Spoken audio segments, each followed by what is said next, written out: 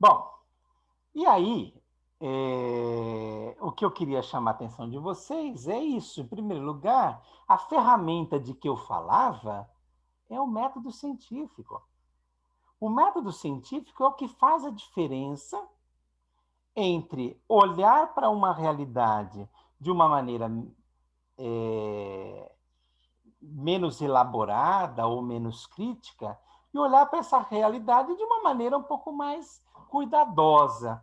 Um cuidado no olhar que faz com que se perceba as diferenças que muitas vezes são detalhes que passam despercebidos. Como aconteceu na história do Zadig.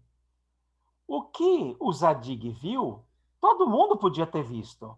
Porque a pegada estava lá para todo mundo ver. Agora, por que é que os dois guardas olham para aquela pegada e só veem uma pegada, sem maiores, sem maior significado? Por que Zadig vê muito mais do que a pegada? Porque ele tem um método. Ele olha para aquela pegada e vai prestando atenção. Aí ele vê que não é tudo igual, que tem umas marquinhas menores, que tem umas marquinhas maiores, que tem umas marquinhas que deixaram um pouco mais, que são um pouquinho mais claras, outras são mais imperceptíveis. Então, essa observação cuidadosa vai fazer a diferença entre olhar para a realidade de uma maneira ou de outra. E é justamente isso que faz com que a história possa ser compreendida como uma ciência social. Eu sou um historiador, eu sou um cientista social que tem por obrigação ter esse método, né, e desenvolver métodos para que vocês tenham um olhar crítico da realidade. Mas e você? Você que é aluno, que é aluna da escola pública, o que, que você pode aprender com isso? E o que é que você pode desenvolver com isso? Em certo sentido, todo mundo pode ser um pouco historiador da própria vida e daquilo que vê. O que faz a diferença fundamental é a gente desenvolver aquilo que é chamado de atitude historiadora. O que, que é uma atitude historiadora? É uma postura que a gente tem frente aos fatos do cotidiano. Essa postura vai ampliar o nosso olhar diante da realidade e vai permitir que a gente pense e haja de forma mais crítica, mais contextualizada. Não receba passivamente as informações, mas tenha um olhar crítico sobre a realidade. E o meu objetivo aqui nas nossas aulas é justamente aperfeiçoar o olhar de vocês, para que vocês possam ter uma atitude historiadora. Como acontece ali naquela charge que eu publiquei, em que, em que um dos, em que um dos seguidores do mestre diz assim: Mestre, como eu faço para encontrar sabedoria? E aí o mestre diz assim: para começar, para de acreditar nas notícias que você lê no Facebook e em outras redes sociais. Ou seja, o que, que esse mestre está propondo? Uma leitura crítica da realidade, um olhar mais atento, um prestar atenção, um não se deixar levar pela informação barata e fácil que aparece. Principalmente nos dias de hoje, né, gente? Em que a internet virou um mundo de informações, onde todo mundo virou especialista de tudo. E aí a gente acaba se baseando em qualquer coisa que qualquer um diz. A atitude historiadora nos previne contra isso. Nos ensina a ter um olhar crítico. E quais são as atitudes historiadoras? Basicamente, são três. Tá? A primeira das atitudes historiadoras é saber preservar memórias. O que seria preservar memórias? É você ter a capacidade de olhar para essa realidade, tá? E procurar não perder a memória diante da realidade. Veja só, nós vivemos uma sociedade, gente, que ela vive uma espécie de presentismo absoluto. As pessoas acham que aquilo que a gente vive só o presente.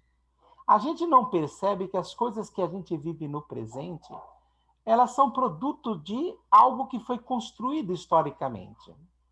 Então, a primeira atitude historiadora fundamental é preservar as memórias. Preservar as memórias. A segunda atitude fundamental é formar cidadãos. A gente aprende história e a gente faz história para a gente se tornar e para a gente se formar enquanto cidadão. Tá? Ao ser cidadão, a gente consegue compreender melhor a realidade que a gente vive. Só deixar um recado aqui.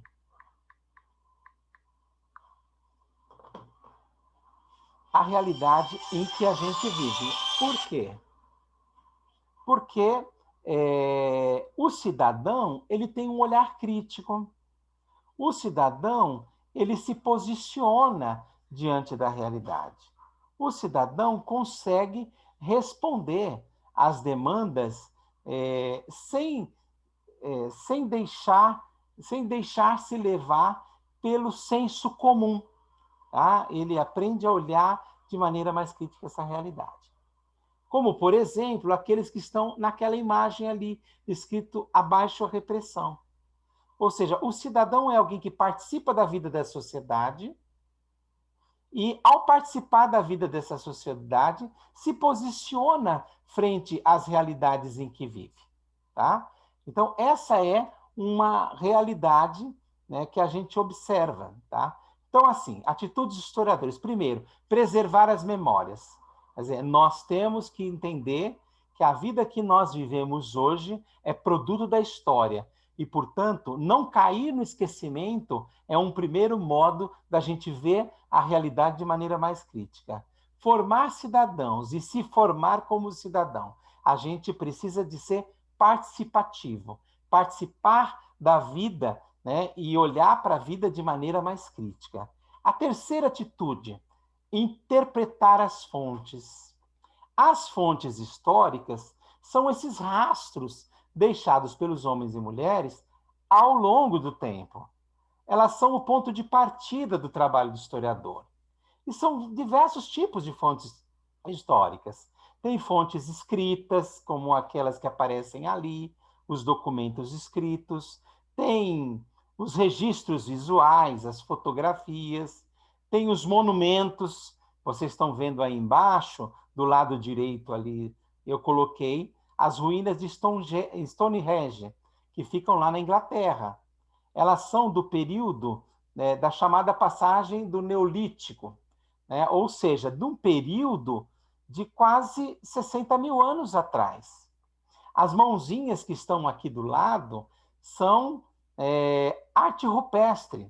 Homens que viveram na época muito antiga, chamada pré-história, e que deixaram suas marcas na pedra. Ali em cima, vocês podem ver que eu coloquei alguns documentos geográficos, inclusive, porque o historiador ele dialoga constantemente com o geógrafo também. Porque a história e a geografia, para vocês que estão na escola, parecem disciplinas muito parecidas. Por quê? Porque o historiador também precisa se localizar no espaço, assim como o geógrafo também precisa se localizar no tempo em que ele analisa aquele determinado espaço. E tem também os monumentos, tem os documentos escritos. Então, ali tem ali um monumento egípcio, né, que mostra ali a escrita sagrada ao fundo, eram espécies de os chamados hieroglifos. E essas fontes todas, elas exigem um trabalho de interpretação. E a quarta atitude historiadora, que nós aqui acrescentamos em São José do Rio Preto, os professores de História de Rio Preto entenderam o seguinte, que a pandemia exigia uma atitude um pouco mais aprofundada do que aquelas três. Por quê? Porque, mais do que nunca, a realidade mostra para a gente que a gente precisa de cuidar da natureza, que a gente precisa de cuidar de si próprio e precisa saber cuidar do outro. É como nessas imagens ali que mostram a solidariedade, que mostram o Prêmio Nobel da Paz do ano passado, que foi Raoni, indicado ao Prêmio Nobel. Infelizmente, ele não recebeu o prêmio, mas foi um candidato brasileiro ao Prêmio Nobel da Paz, um índio brasileiro. Tem a imagem ali de um filme que vocês vão ver um trechinho agora, que é Dona Cristina Perdeu a Memória. Enfim, cuidar da natureza de si e do outro, do nosso ponto de vista, constitui até uma quarta atitude historiadora, que aperfeiçoa essa formação da cidadania.